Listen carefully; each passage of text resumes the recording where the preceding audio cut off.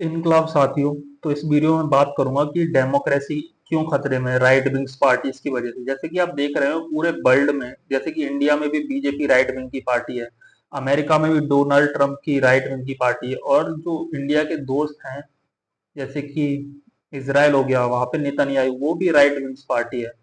तो right wing party क्या कर रही है, ये सारे मुद्दे खड़े हो रहे हैं अभी।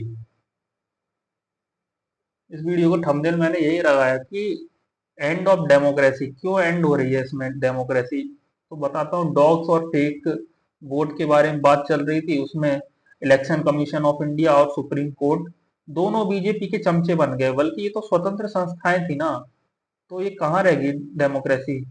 तो मैं अब बात करूंगा इलेक्शन कमीशन ऑफ इंडिया और फेक वोट, ये दोनों मुद्दे साथ जुड़े हुए हैं, और सुप्रीम कोर्ट का जजमेंट था डॉग्स को लेकर, ये दोनों मुद्दे दोनों साथ जुड़े हुए हैं।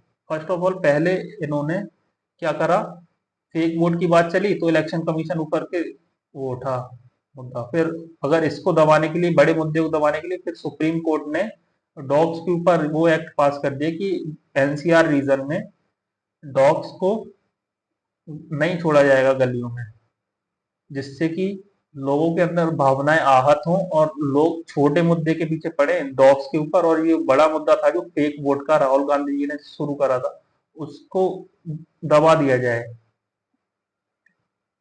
तो ये दोनों किसके ऊपर काम कर रहे हैं, बीजेपी के ऊपर तो काम कर रहे हैं, क्योंकि बीजेपी के ऊपर ही तो फेक वोट का इल्जाम था।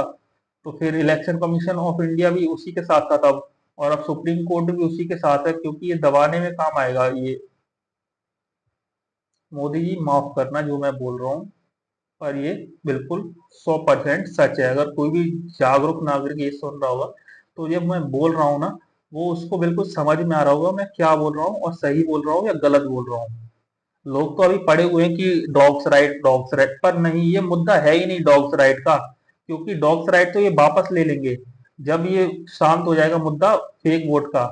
ये तो इनका बस एक चाल है सरकार की, जिससे बड़े मुद्दे पे ध्यान ना जाए, फेक वोट पर ध्यान ना जाए, और डॉग्स के बारे में उलझे रहे। बाद में हम एनिमल क्रुएल्टी एक्ट 1960 के तहत इसको वापस ले लेंगे, क्योंकि डॉग्स पर क्रुएल्टी नहीं करी जाती, ये तो वापस लिया ही जाएगा। पर उसको तो अभी आंखों में धूल झोंक दी वोटर लिस्ट पे।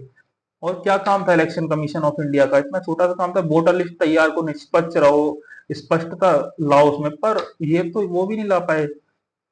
और यूपीएससी या एसएससी का फॉर्म भराने में इतने सब झमेले करेंगे कि पूछो मत। और इनसे ये नहीं हो रहा कि फेक वोट डल रहे हैं, एक एक घर से 80-80 लोग निकल रहे हैं, कि यहाँ पे एक रूम में 80 लोग की वोटर लिस्ट दर्ज करी गई इन्हीं की वेबसाइट से। तो इतना तो देखो कि लोकतंत्र में इतनी बड़ी संस्था बने हो, कॉन्स्टिट्यूशनल बॉडी हो आप लोग, और आप बीजेपी के चमचे बन के रह गए हो।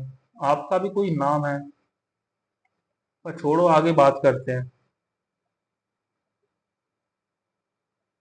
फेक वोट के बारे में।